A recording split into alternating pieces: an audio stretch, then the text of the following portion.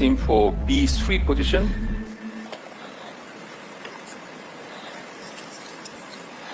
Indonesia. Indonesia for Yes, Alhamdulillah. Ya elah, mudah banget. Hasil drawing AFC Nation League, Timnas Indonesia masuk grup mudah.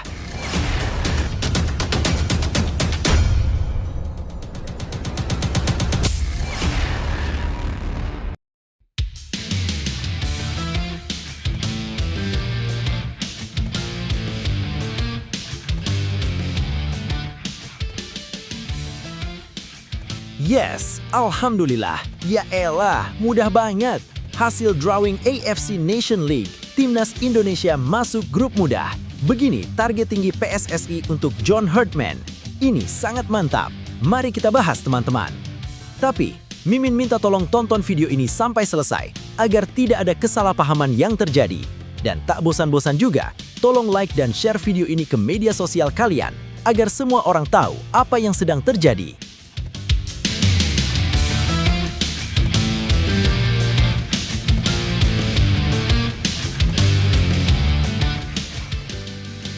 Seperti kita semua ketahui sebelumnya, debut sang calon pelatih ada di event AFC Nation League. Baru-baru ini, Konfederasi Sepak Bola Asia resmi meluncurkan AFC Nations League sebagai terobosan baru untuk menggantikan laga uji coba internasional yang selama ini minim nilai kompetitif. Turnamen ini dijadwalkan masuk kalender FIFA mulai Maret tahun depan dan diharapkan memberi manfaat olahraga sekaligus ekonomi bagi negara anggota termasuk Indonesia.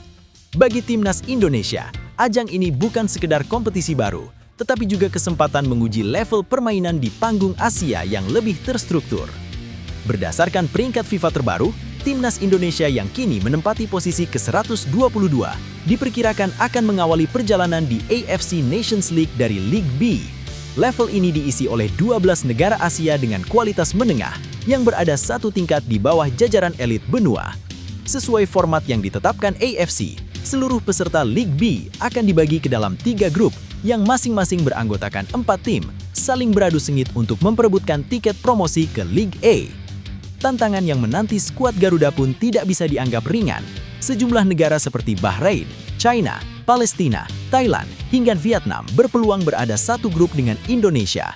Selain itu, ada pula Tajikistan, Kirgistan, Lebanon, Korea Utara, Malaysia, dan Kuwait yang dikenal memiliki karakter permainan beragam. Kondisi ini menjanjikan laga-laga berintensitas tinggi, sekaligus menjadi ujian konsistensi bagi Jai Itzes dan rekan-rekannya, serta pelatih baru John Herdman tentunya, dalam mengamankan poin penting demi mendongkrak peringkat FIFA. Seperti kita semua ketahui, PSSI targetkan John Herdman bahwa Timnas Indonesia lolos perempat final Piala Asia 2027. Pelan-pelan geser prestasi Shin Tae-yong. AFC Nations League jadi debut perdananya. PSSI dikabarkan segera memperkenalkan John Herdman sebagai pelatih baru Timnas Indonesia. Mantan juru taktik Kanada dan Toronto FC itu datang membawa ekspektasi besar, terutama setelah kegagalan era Patrick Kluivert mengantar Garuda ke Piala Dunia 2026.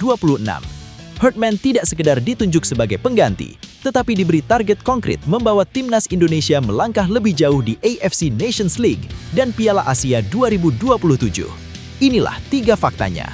Fakta pertama, target perempat final, patokan baru prestasi Timnas. PSSI menetapkan target jelas bagi John Herdman, yakni membawa Timnas Indonesia lolos hingga perempat final Piala Asia 2027. Target ini lebih tinggi dibanding pencapaian pada era Shin Tae-yong yang membawa Garuda menembus babak 19 besar Piala Asia 2023 sebelum disingkirkan Australia. Langkah ini menandakan bahwa federasi ingin ada lompatan prestasi, bukan sekedar mengulang capaian lama. Media Kanada Walking the Red mengungkap bahwa Herdman sudah sepakat dengan tawaran PSSI, lengkap dengan peta jalan prestasi yang rinci. Dalam laporannya disebutkan, PSSI telah menetapkan sasaran tegas untuk mencapai perempat final, sembari menilai bahwa sejak tersingkir di Piala Asia 2023, perkembangan Timnas Indonesia berjalan konsisten. Target tersebut menjadi tolok ukur awal apakah Herdman mampu perlahan menggeser standar prestasi yang sebelumnya dibangun Shin Tae-yong. Fakta kedua, fokus bangun tim di 2026, Herdman turun ke U23. Tahun 2026 diproyeksikan sebagai fase krusial bagi Herdman untuk membangun fondasi tim. PSSI memberi ruang bagi pelatih berpaspor Inggris itu untuk membentuk komposisi terbaik sebelum Piala Asia 2027 digelar. Tidak hanya menangani timnas senior, Herdman juga akan terlibat langsung bersama timnas U23. Keterlibatan ini dinilai penting untuk memastikan jalur regenerasi berjalan mulus. Walking the Red menyebutkan bahwa selain memimpin timnas senior, Herdman bertanggung jawab menghubungkan pengembangan pemain muda dengan tim utama agar talenta potensial bisa dipromosikan dengan cepat. Pendekatan ini diharapkan menciptakan stabilitas performa timnas dalam jangka menengah, sekaligus memperkaya opsi pemain bagi skuad senior. Fakta ketiga, tekanan supporter dan ujian 2 tahun kontrak. Datang ke Indonesia, Herdman akan langsung berhadapan dengan tekanan besar dari publik dan supporter. Kekecewaan terhadap kegagalan sebelumnya membuat PSSI berada di bawah sorotan tajam. Herdman dituntut mampu memaksimalkan kontrak berdurasi 2 tahun dengan opsi perpanjangan untuk mengembalikan kepercayaan publik. Dalam laporan Walking the Red disebutkan, setelah masa baktinya di Toronto FC, Herdman sekarang menghadapi tantangan yang sangat berbeda di Indonesia. Tantangan tersebut datang bersama ekspektasi besar, peta jalan yang jelas, serta tawaran finansial yang tidak bisa ditolak. Jika mampu menjawab tekanan dengan prestasi, dukungan supporter diyakini akan mengalir deras dan namanya bisa sejajar dengan figur kuat seperti Shin Tae-yong di mata publik sepak bola nasional. Nah, sebelum lanjut mendengar berita ini, untuk para netizen, keluarkan satu kalimat pamungkas untuk menanggapi kabar ini. Menurut kalian, apakah John Herdman merupakan pelatih yang tepat untuk timnas Indonesia senior? Ayo teman, berikan tanggapan kalian di kolom komentar. Bravo Timnas Indonesia, bravo PSSI. Ayo Garuda, buktikan bahwa level kita sudah dunia. Buktikan bahwa kita adalah raksasa Asia. Di sisi lain, jangan lupa juga satu kalimat khusus untuk Erick Thohir CS yang sedang berusaha keras memajukan sepak bola Indonesia. Silakan tulis di kolom komentar. Ayo terbang tinggi Garuda. Mari kita lanjut teman-teman. Lebih lanjut, situasi ini menunjukkan bahwa PSSI sedang berada di persimpangan penting antara ambisi dan realitas. Target perempat final Piala Asia 2027 untuk John Herdman bisa dibaca sebagai sinyal keberanian federasi menaikkan standar, tetapi di sisi lain juga menjadi beban besar bagi pelatih yang belum benar-benar mengenal kultur sepak bola Indonesia. Ekspektasi tinggi setelah kegagalan sebelumnya membuat ruang toleransi terhadap proses menjadi semakin sempit. Penunjukan Herdman juga terasa seperti upaya PSSI menjaga momentum dan citra di mata publik. Dengan rekam jejak internasional yang solid, diharapkan mampu memberi impresi perubahan arah, meski hasil nyata tentu tidak bisa instan. Fokus pada pembinaan dan regenerasi lewat timnas U23 adalah langkah rasional, namun hasilnya baru akan terlihat jika konsistensi dan kesabaran benar-benar dijaga. Pada akhirnya, situasi ini akan sangat ditentukan oleh manajemen ekspektasi. Jika PSSI dan publik mampu memahami bahwa membangun tim kuat membutuhkan waktu, Herdman punya peluang sukses dan bahkan melampaui warisan pendahulunya. Sebaliknya, jika tekanan berlebihan terus mendominasi, target tinggi justru berpotensi menjadi bumerang bagi timnas Indonesia sendiri. Untuk timnas Indonesia dan semua yang terlibat di dalamnya, situasi ini seharusnya menjadi bahan bakar, bukan beban.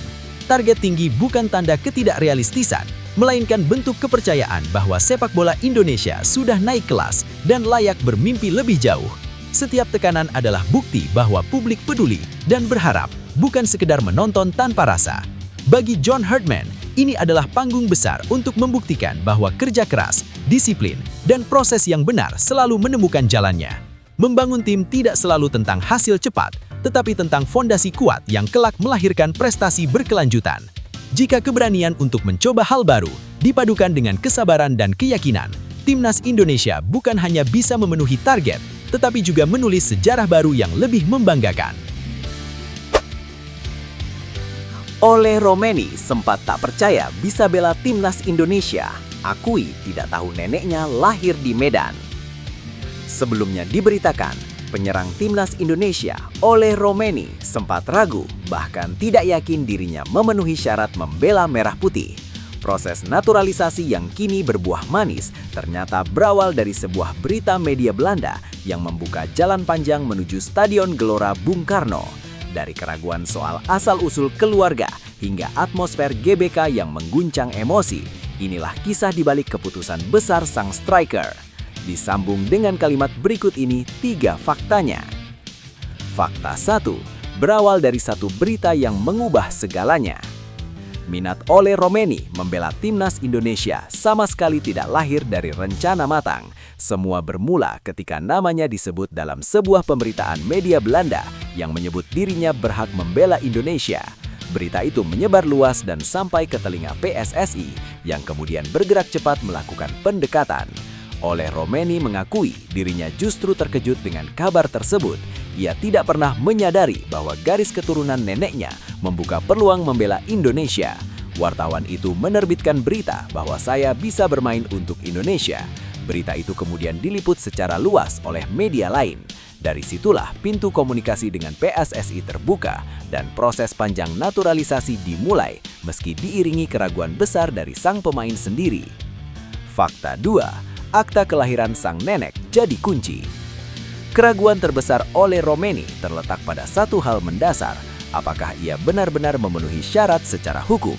Ia bahkan harus meminta bantuan ibunya untuk menelusuri kembali riwayat keluarga yang selama ini tidak pernah ia dalami. Tak lama setelah itu, saya menerima telepon dari Asosiasi Sepak Bola Indonesia (PSSI). Tetapi jujur saja, saya bahkan tidak tahu bahwa saya memenuhi syarat untuk bermain bagi Indonesia. Ibunya kemudian menemukan akta kelahiran sang nenek Helene Wilhelmina Romenie yang lahir di Medan, Sumatera Utara pada 2 April 1923. Temuan dokumen inilah yang menghapus semua keraguan, sekaligus menjadi dasar kuat proses naturalisasi hingga ia resmi menjadi WNI pada Februari 2025. Fakta 3, atmosfer GBK yang menggetarkan jiwa. Keputusan membela timnas Indonesia akhirnya dibayar lunas dengan pengalaman emosional yang tak terlupakan. Ole Romeni menjalani debut pada Maret 2025 dan langsung mencuri hati publik dengan gol demi gol. Namun bukan hanya soal prestasi di lapangan yang membekas, melainkan atmosfer stadion yang menurutnya sulit dilukiskan dengan kata-kata. Pertandingan internasional pertama di Indonesia juga aneh.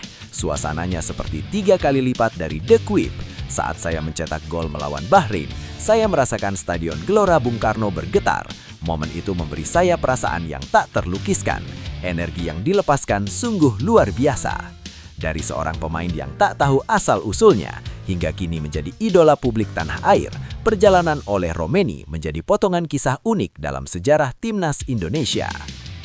Lebih lanjut, situasi Ole Romeni mencerminkan dinamika baru timnas Indonesia yang tidak lagi hanya soal kemampuan teknis di lapangan, tetapi juga soal identitas dan keterikatan emosional. Kisah keraguannya justru membuat proses naturalisasi terasa lebih manusiawi, bukan sekedar proyek instan.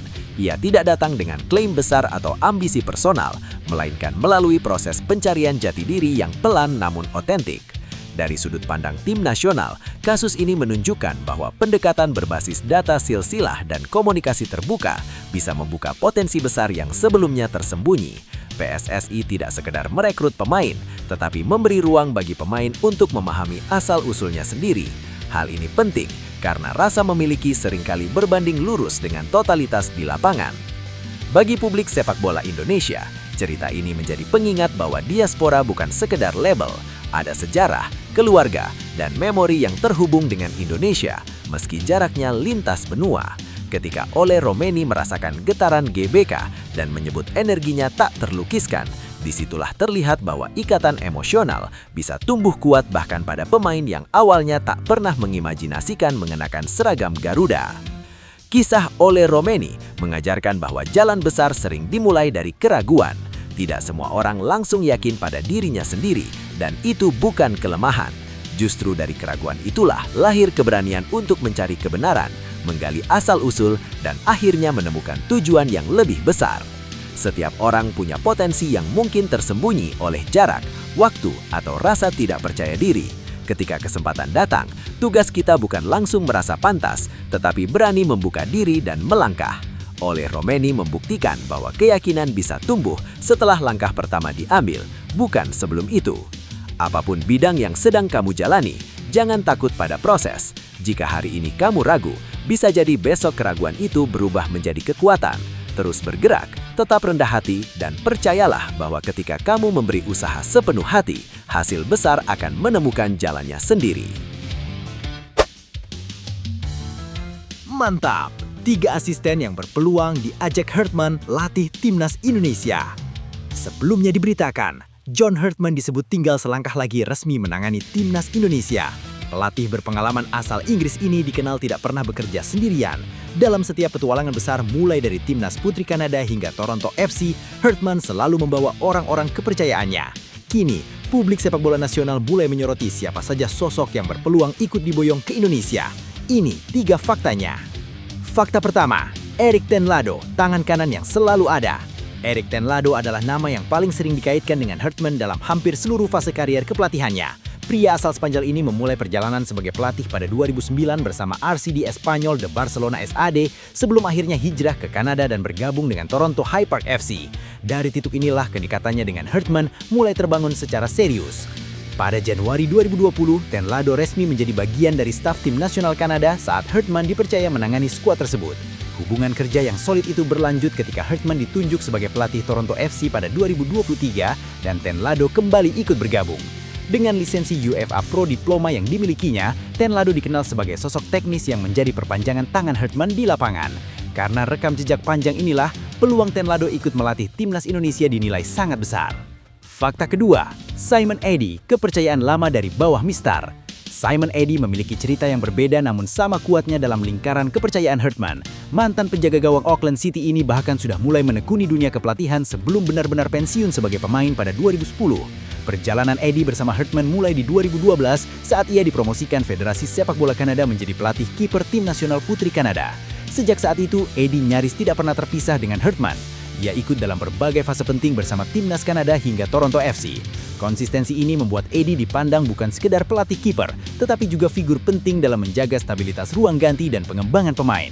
Dengan sejarah kerjasama yang begitu panjang, potensi Eddy ikut menangani timnas Indonesia pun terbuka lebar.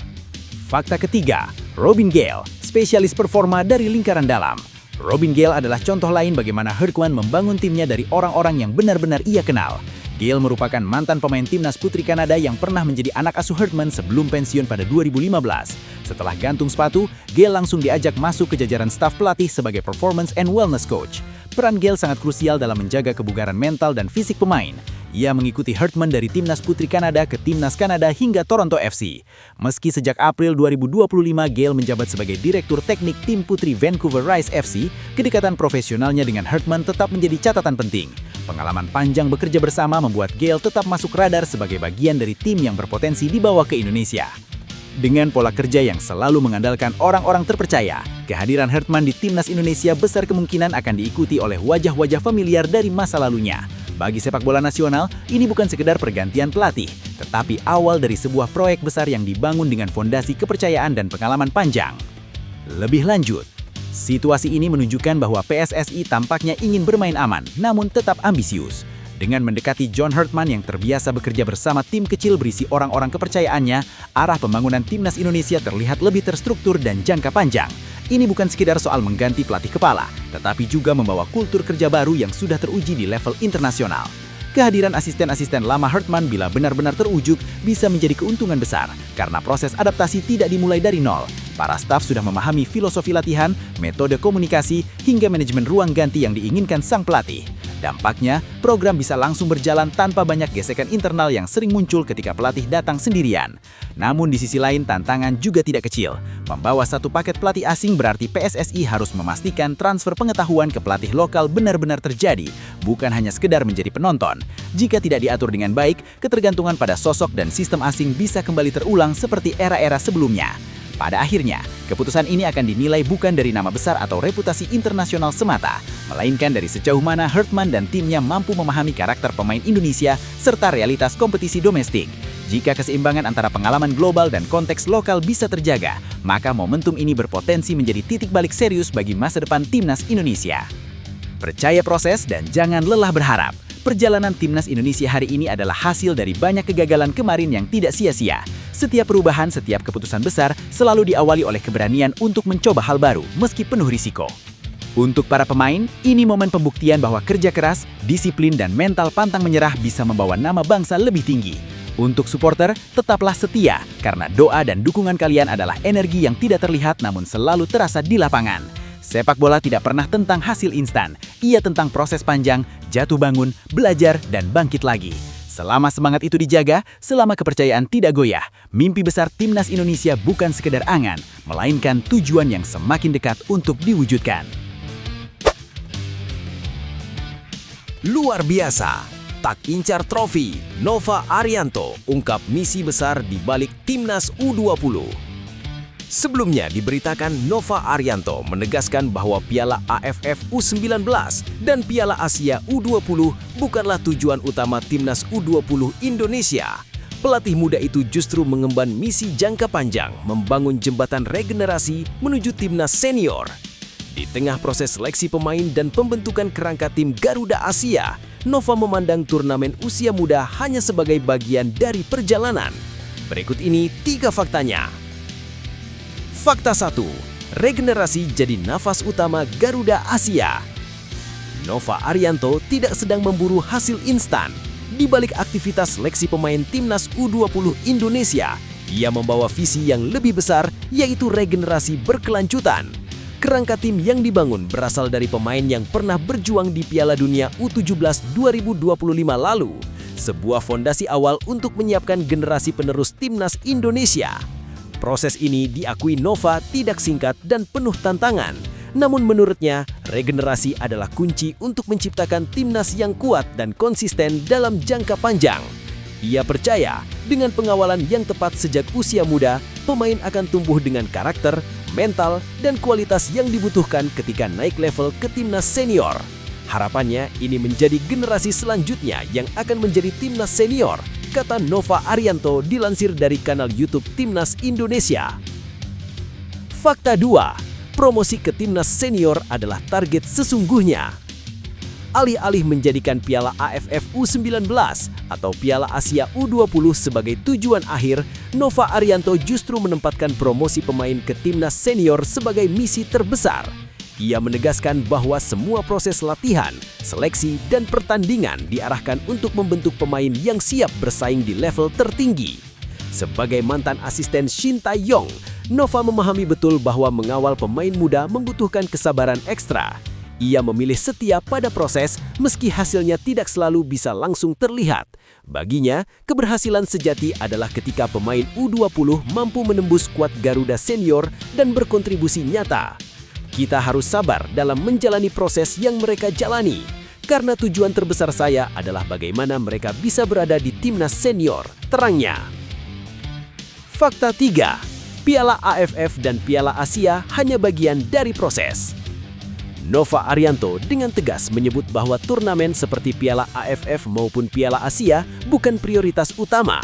Ia tidak menafikan pentingnya ajang tersebut, namun menempatkannya sebagai sarana pembelajaran bagi pemain muda, bukan target mutlak yang harus dimenangkan. Menurut Nova, pertandingan di level usia muda adalah ruang untuk menempa mental, konsistensi, dan karakter pemain. Ia juga menekankan pentingnya dukungan masyarakat agar para pemain tidak terbebani ekspektasi berlebihan. Dengan dukungan yang tepat, potensi terbaik para pemain muda Indonesia diyakini bisa berkembang maksimal. Sekali lagi, kejuaraan Piala AFF atau Asia itu hanya menjadi bagian proses dan harus dijalani pemain dengan baik. Masyarakat bisa memberikan dukungan, tutupnya. Dengan pendekatan ini, Nova Arianto seolah mengingatkan bahwa membangun timnas tidak bisa hanya berpikir hari ini. Ia menanam benih, merawatnya perlahan, dan berharap suatu saat Garuda akan terbang lebih tinggi dengan generasi yang matang, siap, dan berkarakter. Lebih lanjut, situasi yang dijalani Nova Arianto menunjukkan keberanian untuk melawan arus pemikiran instan yang masih kuat di sepak bola Indonesia. Ketika publik kerap menuntut trofi cepat dari setiap kelompok usia, Nova justru memilih jalan sunyi dengan menanam fondasi jangka panjang. Pendekatan ini memang beresiko menuai kritik, tetapi secara logika pembinaan, langkah tersebut jauh lebih sehat bagi masa depan timnas. Keputusan menempatkan Piala AFF dan Piala Asia hanya menjadi bagian dari proses juga mencerminkan kedewasaan perspektif. Turnamen usia muda seharusnya menjadi ruang belajar, bukan beban prestasi. jika pemain sejak dini dicekoki tuntutan juara yang lahir seringkali bukan pesepak bola matang, namun pemain yang cepat habis oleh tekanan. Pada akhirnya, kesuksesan kebijakan ini tidak akan langsung terlihat dalam hitungan bulan. Ukurannya baru terasa ketika satu persatu pemain U20 mampu naik kelas, bersaing dan bertahan di timnas senior. Jika itu tercapai, maka kritik hari ini justru akan berubah menjadi pengakuan bahwa kesabaran dan konsistensi memang harga mahal yang harus dibayar untuk membangun timnas yang kuat dan berkelanjutan. Tetaplah percaya pada proses, karena fondasi yang kuat tidak pernah dibangun dengan tergesa-gesa. Setiap latihan, setiap pertandingan, dan setiap kegagalan yang dilalui hari ini adalah bekal berharga untuk langkah yang lebih besar di masa depan. Jangan takut berjalan pelan selama arah yang dituju benar. Untuk para pemain muda, teruslah bekerja dan belajar tanpa terbebani tuntutan instan. Kesempatan tidak datang sekaligus, tetapi akan menghampiri mereka yang konsisten dan sabar. Untuk pelatih dan pendukung, terus jaga keyakinan bahwa perubahan besar selalu lahir dari proses panjang. Jika semua mau bertahan dan saling mendukung, hasilnya mungkin tidak langsung terlihat. Namun ketika waktunya tiba, buah dari kesabaran itu akan terasa jauh lebih manis. Erick Thohir dipastikan tak ikut campur dalam proses pemilihan pelatih Timnas Indonesia. Sebelumnya diberitakan, proses pencarian pelatih baru Timnas Indonesia menjadi sorotan besar publik setelah PSSI resmi mengakhiri kerjasama dengan Patrick Kluivert sejak pertengahan Oktober 2025. Di tengah harapan tinggi publik terhadap sosok nahkoda baru skuad Garuda, muncul isu soal peran Ketua Umum PSSI Erick Thohir dalam menentukan pilihan akhir. Namun, PSSI menegaskan ada mekanisme yang berjalan dan tidak ada intervensi langsung dalam proses seleksi. Disambung dengan kalimat berikut ini, 3 faktanya. Fakta pertama, Exco PSSI jadi pengendali utama seleksi pelatih. Proses pemilihan pelatih Timnas Indonesia sepenuhnya berada di tangan Komite Eksekutif PSSI. Wakil Ketua Umum PSSI Zainuddin Amali menegaskan bahwa seluruh tahapan seleksi, mulai dari penjaringan nama hingga pembahasan kandidat, dilakukan melalui forum resmi Exco. Mekanisme ini disebut sebagai bentuk tata kelola organisasi yang ingin dijalankan secara profesional dan kolektif, tanpa dominasi satu figur. Sorotan publik menguat karena posisi pelatih Timnas Indonesia dinilai krusial untuk masa depan sepak bola nasional. Setelah berpisah dengan Patrick Kluivert, PSSI bergerak cepat mengirim perwakilan ke Eropa untuk mewawancarai sejumlah pelatih potensial. Nama-nama yang ditemui kemudian dibawa ke meja rapat Exco untuk dibahas secara menyeluruh sebelum mengerucut ke kandidat utama. Fakta kedua, Erick Thohir tidak ikut campur, namun tetap memegang palu akhir. Zainuddin Amali memastikan Ketua Umum PSSI, Erick Thohir, tidak terlibat langsung dalam diskusi teknis pemilihan pelatih. Erick Thohir disebut memberikan ruang penuh kepada Exco PSSI serta tim yang ditugaskan untuk bekerja dan menyampaikan pandangan masing-masing.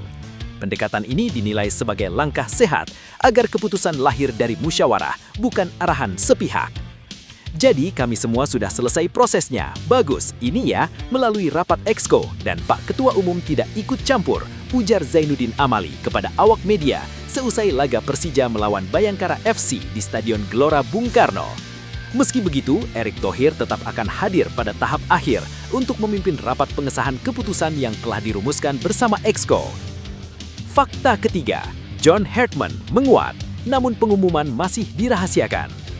Dari hasil pembahasan Exco PSSI, 2 nama mencuat sebagai kandidat kuat, yakni John Hartman dan Giovanni van Bronckhorst. Setelah paparan dari perwakilan PSSI yang dikirim ke Eropa serta laporan Ketua Badan Tim Nasional Sumarji, mayoritas anggota Exco disebut condong ke John Hartman. Namun hingga kini PSSI belum mengumumkan keputusan resmi ke publik. Menurut Zainuddin Amali, proses finalisasi telah diserahkan kepada Ketua BTN Sumarji dan tinggal menunggu momentum pengumuman oleh Ketua Umum PSSI. Kami sudah serahkan kepada Pak Marji untuk memfinalisasi dan nanti akan mengumumkan oleh Ketua Umum PSSI, tuturnya. Penantian publik pun masih berlanjut menunggu siapa sosok yang akan resmi memimpin Timnas Indonesia ke babak baru. Lebih lanjut, situasi ini menunjukkan upaya PSSI membangun tata kelola yang lebih rapi dan kolektif dalam pengambilan keputusan strategis dengan memberi ruang penuh kepada Exco PSSI untuk berdiskusi dan menentukan arah organisasi terlihat ingin menegaskan bahwa pemilihan pelatih timnas bukan keputusan personal ketua umum, melainkan hasil musyawarah bersama. Ini penting untuk meredam spekulasi publik, sekaligus membangun kepercayaan bahwa proses berjalan profesional. Di sisi lain, posisi Erick Thohir tetap krusial karena ia masih memegang peran pengesahan akhir. Hal ini menempatkannya sebagai figur penyeimbang, bukan pengendali mutlak. Model seperti ini bisa menjadi sinyal positif bahwa PSSI sedang belajar membagi peran antara kepemimpinan politik, organisasi, dan keputusan teknis sepak bola. Namun, penundaan pengumuman pelatih juga berisiko memunculkan kegelisahan di kalangan supporter. Ketika nama John Hartman sudah menguat, tetapi belum diresmikan, publik bisa menilai PSSI terlalu berhati-hati atau kurang tegas. Transparansi waktu dan alasan penundaan akan sangat menentukan apakah langkah ini dipersepsikan sebagai kehati-hatian profesional atau justru kebingungan di tingkat pengambil keputusan. Tetap percaya pada proses dan jangan biarkan kegaduhan di luar melemahkan keyakinan. Perubahan besar memang jarang datang dengan suara tenang, selalu ada riak, perdebatan, dan penantian. Justru di sanalah kedewasaan organisasi dan kekuatan mental diuji. Untuk siapapun yang sedang bekerja di belakang layar keputusan ini, ingat bahwa hasil baik lahir dari kesabaran dan keberanian memegang prinsip. Tekanan publik adalah tanda bahwa harapan itu besar. Jadikan harapan itu bahan bakar, bukan beban. Dan untuk para pendukung, teruslah memberi dukungan dengan kepala dingin. Sepak bola yang kuat dibangun bukan hanya dari pelatih dan pemain hebat, tetapi dari kepercayaan bahwa perjalanan panjang ini layak diperjuangkan bersama.